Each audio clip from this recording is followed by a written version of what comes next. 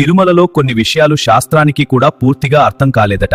ఎందుకు స్వామివారి విగ్రహం దగ్గర ఒక ప్రత్యేకమైన శక్తి అనుభూతి అవుతుంది?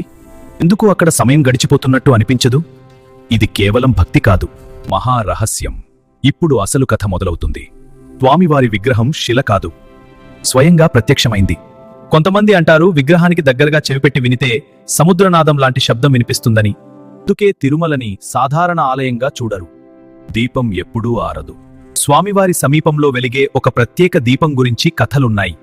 ఈ భక్తి విశ్వాసమా లేక నిజంగా ఏదైనా ప్రత్యేక రహస్యమా? అది ఎన్నో సంవత్సరాలుగా ఆరలేదని భక్తులు చెబుతారు. కళ్ళ రహస్యం. స్వామివారి కళ్లను పూర్తిగా చూడనివ్వరు. ఎందుకంటే ఆయన దృష్టి చాలా శక్తివంతమని నమ్మకం. పురాణాల్లో చెప్పినట్టు ఒక్కసారి పూర్తిగా దర్శనం చేసిన వారికి భక్తి భయం కలిగిందట. అందుకే తిలకం పెద్దగా ఉంటుంది.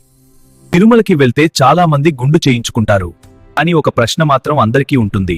అమ్మాయిలు కూడా గుండు చేయించుకోవచ్చా? అసలు నిజం తెలుసుకోవాలంటే నెక్స్ట్ వీడియోలో చూద్దాం.